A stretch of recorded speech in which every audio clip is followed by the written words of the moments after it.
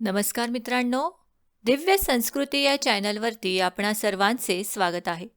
मित्रांनो, आज आपण श्रवण करणार आहोत अधिक मास महात्म्य अध्याय 8. नामस्मरणाचा महिमा. श्री गणेशाय नमः, श्री सरस्वते नमः, श्री कुलदेवताय नमः, श्री गुरुभ्यो नमः, श्री पुरुषोत्तमाय नमः. लक्ष्मी म्हणाली, नारायणा, या जगात काही माणसे अशी असतात की गरिबीमुळे त्यांना अधिक मासात सुद्धा कसलेही दान देणे अशक्य असते.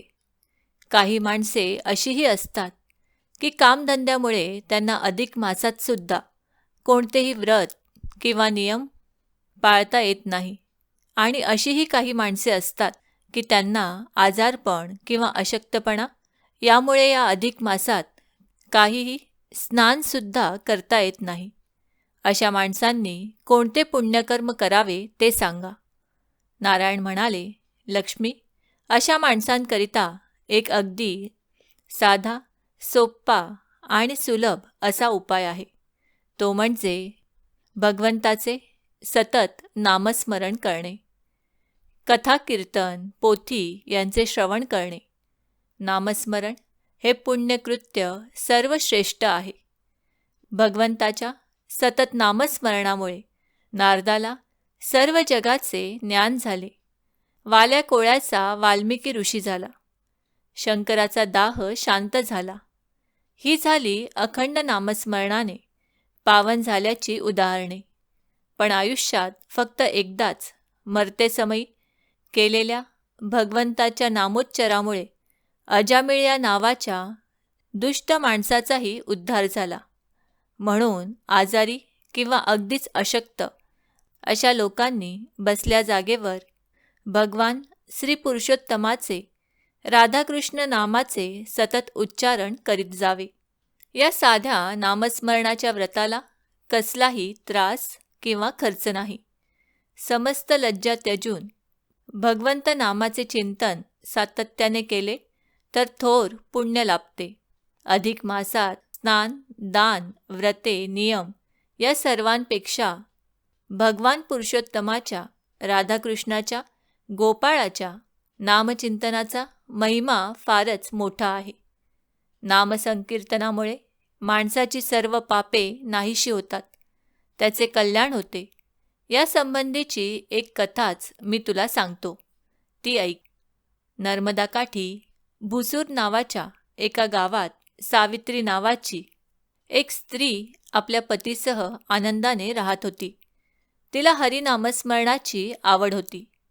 येता जाता, बसता उठता, मुखी घास घेताना, घरीदारी, शयेवरी सतत समस्तांची लज्जा त्यजून ती भगवंताचे चिंतन करीत असे. कोठे कधी काहीही झाले, घडले तरी म्हणायची, अहो, ही सारी भगवंताचीच लीला आहे. तिचा धनी मात्र आगळाच होता. त्याला देवापेक्षा पैसाच श्रेष्ठ वाटायचा. धन असले तरच मन प्रसन्न असते. श्रीमंत माणूस हाच देव ठरतो. त्याला समाजात मानसन्मान, संसारात सुख आणि सदैव धनलक्ष्मीचा सहवास घडतो. म्हणून भगवंतापेक्षा लक्ष्मी ध्यानाचीच तो सतत आराधना करी. धनप्राप्तीसाठी सारे कष्ट करी. बरे मिळालेले किंवा मिळविलेले धन तो कधीही खर्च करीत नसे. त्याच्या चिकूपणाची अगदी कमालच होती. बायकोला वर्षातून फक्त 2 लुगडी, स्वतःला फक्त 2 पोशाख, रोजची मोजून 1 भाकरी खायला आणि उपवास तर भरपूरच. त्या धन्याने घरात 7 धनाने भरून ठेवले होते. ते पाहून सावित्री म्हणाली, पोटी एकही संतान नाही, मग या धनाचा उपयोग काय? भगवंताच्या नामस्मरणाने काहीतरी पुण्य पदरी पडेल आणि तो आपली इच्छा पूर्ण करेल. याच हेतूने ती सतत भगवंताचे नामस्मरण करायची. अशी या धनलोभी पतीशी आपली गाठ ही सुद्धा त्या भगवंताचीच लीला आहे असे ती म्हणायची. घरात इतके धन साठविलेले असूनसुद्धा त्या चिकू कंजूस माणसाने गावातील अगदी गरीब लोकांच्या यादीत आपले नाव ग्रामधिकाऱ्याकडून नोंदवून घेतले होते. राज्यातील अशा गरीब लोकांची नावे पुढे थेट राजापर्यंत जाऊन पोचली होती.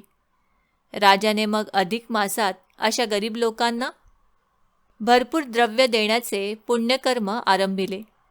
सावित्रीच्या पतीलाही मग त्या निमित्ताने आग्रहाचे निमंत्रण केले.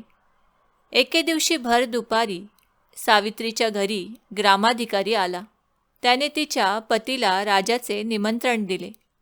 पण त्यावेळी सावित्रीचा पती कुठेतरी धनप्राप्तीच्या कामासाठी परगावी जवळच गेलेला होता. ती त्या ग्रामाधिकाऱ्याला म्हणाली, आता लवकरच मध्यान्ही ते परत घरी येतील. मग आल्याबरोबर ताबडतोब त्यांना पाठवून द्या, कारण येथून सुमारे 2 कोसांवर मोठे सरकारी अधिकारी गोरगरिबांना राजाकडून आलेले भरपूर द्रव्य दान करणार आहेत. तेथे रामपूरच्या मठात रंगनाथ स्वामींचा भेटा म्हणावे हा निरोप सांगून तो सरकारी ग्रामाधिकारी निघून गेला. थोड्याच वेळात सावित्रीचा पती परगावाहून घरी आला. येताना रस्त्यातून सरपणाचा भारा डोक्यावर घेऊन तो आला होता. घामाघूम झाला होता. भारा अंगणात टाकला तेवढ्यात सावित्रीने ग्रामाधिकाऱ्याचा निरोप त्याला सांगितला. अरे वा, छान झालं. पाहिलंच सावित्री, लक्ष्मीचा हा प्रताप आहे बरं. अगं, पैशाकडेच पैसा ओढला जातो. मला गेलेच पाहिजे. हा पहा, निघालोच. असे म्हणत आल्यापावली तो लगबगीने परत निघाला. अहो, पण पाणी तरी प्या की. थांबा थोडं, हा घाम. सावित्री आग्रह करीत होती, पण लक्षात कोण घेतो. तो म्हणाला, छे छे, आता पाणी वगैरे काही नको, मी चाललो. तरीही सावित्रीने दुधाने भरलेली झारी झटकन घरातून आणली आणि पटकन पतीच्या हातात बळीच दिली. आता रस्त्यात तरी हे प्या, तहान भागवा, असे ती म्हणाली. तो भराभर चालत गावापासून दूर गेला. 2 कोस म्हणजे अर्धा योजन अंतर चालत जायचे. उन्हाळ्याचे दिवस, भर दुपारची वेळ. तहानेने त्याचा जीव कासावीस झाला. मग एका झाडाखाली तो थांबला. त्याने ती झारी तोंडाला लावली. तो अरे रे, हे पाणी नाही, हे तर दूध आहे. चांडाळणीने पाण्याऐवजी हे दूधच दिले, असे म्हणून त्याने रागाने तोंडातील दुधाची गुळणी फेकली. या दुधासाठी बायकोने उगाव जास्त खर्च केला, याचा त्याला राग आला होता. तो उठला. जवळच एक भले मोठे वारूळ होते. तो त्या वारुळाजवळ गेला आणि त्याच्या छिद्रात झारीतील सारे दूध त्याने ओतून दिले. वारुळात दूध गेले. तोच काय विलक्षण नवल घडले. फुतकार टाकून एक भला मोठा भुजंग त्या वारुळातून फणा काढून बाहेर आला. मनुष्यवाणीने तो भुजंग म्हणाला, शाब्बास, धन्य धन्य, हे पुण्यवान पुरुषा, अशा ऐन उन्हाच्या वेळी तू मला दूध पाजलेस. मी तुझ्यावर प्रसन्न झालो आहे. इच्छा असेल तो वर माग. तो प्रकार पाहून सावित्रीचा पती दचकला. डोळे फाडून त्या भुजंगाकडे पाहू लागला. त्याचे ते शब्द ऐकून गोंधळून गेला. ततपप करीत तो म्हणाला, शेष महाराज, माझ्या बायकोने पाण्याऐवजी हे दूध मला दिले होते. तेच मी तुम्हाला नकळत दिले. हेच ते, तुझी बायको पुण्यशील आहे. ती सतत भगवंताचे नामस्मरण करते. माझ्या देवाचे चिंतन ती करते. यापुढे मी असा वर देतो की तुझ्या पत्नीच्या हातून सहस्र भोजने घडतील. तू साठविलेले धन अन्नदानात खर्च करून टाक. ते संपल्यावर पुन्हा मी तुम्हाला धन पुरवीन, कमी पडणार नाही. तसे जर न केलेस तर मात्र तुझ्या धनाच्या प्रत्येक रांजणात माझे दूत मोठे मोठे काळे नाग येऊन बसतील. ते तुला दंश करतील आणि पण नकोच ते. माझ्या भगवंताच्या भक्त स्त्रीला मी वैधव्याचा शाप देणार नाही. जा, आता येथून परत घरी जा. रामपूरला जाऊन राजाचे द्रव्यदान घेऊ नकोस. तू गरीब नाहीस. राजाला फसवू नकोस. जा. मग तो सावित्रीचा पती तसाच परत गेला आणि त्याने त्याच दिवशी शनिप्रदोष म्हणून गावातील सर्व लोकांना भोजन घातले. पुढेही तो अन्नदानात आपले धन खर्चू लागला. विष्णू म्हणाले, लक्ष्मी, असा आहे भगवंताच्या सतत नामस्मरणाचा महिमा. आता पुढे 9व्या अध्यायात उपवासाचे महत्त्व ही कथा आपण ऐकूया. ओम नमो भगवते वासुदेवाय नमः. अधिक मास आरती.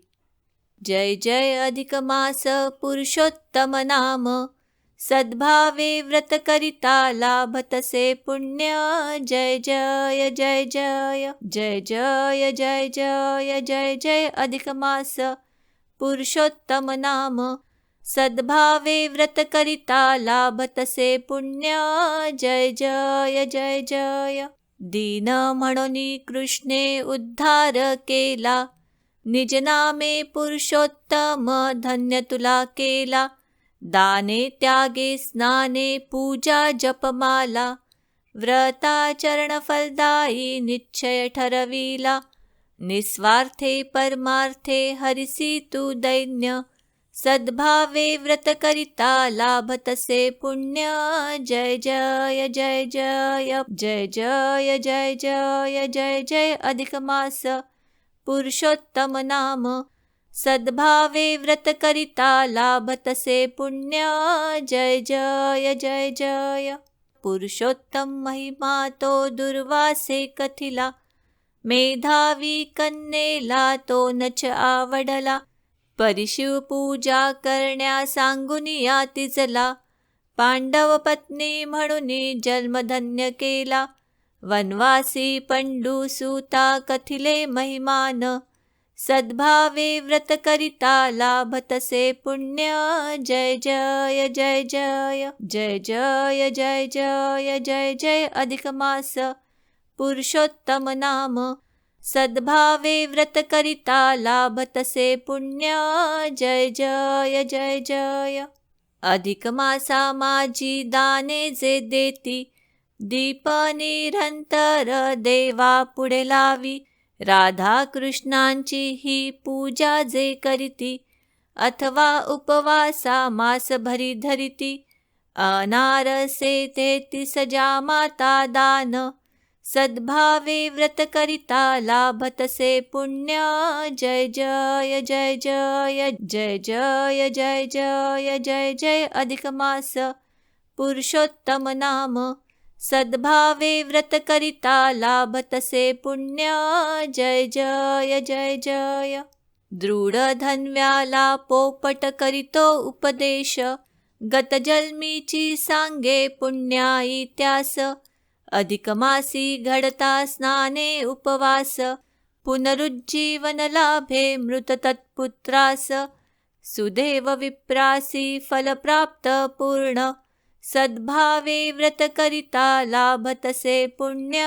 जय जय जय जय जय जय जय जय जय जय अधिक मास पुरुषोत्तम नाम, सद्भावे व्रत करिता लाभतसे पुण्य. जय जय जय जय. राणी मणिग्रीवाते उग्रदेव बोले, पुरुषोत्तम मासाते व्रत त्या सांगितले. त्याला पुढच्या जन्मी सुख प्राप्त झाले, चित्रबाहू म्हणून या वैभव भोगियले. सहज जरी व्रत घडले तारी होई धन्य, सद्भावे व्रत करिता लाभतसे पुण्य. जय जय जय जय जय जय जय जय जय जय अधिक मास पुरुषोत्तम नाम, सद्भावे व्रत करिता लाभतसे पुण्य. जय जय जय जय. कदर्यु आख्यान नारायण कथिती, दुर्गती होऊन या प्राप्त पुण्यंती. वानर जन्मातून स्वर्गाची प्राप्ती, मास उपवासे तया होईती.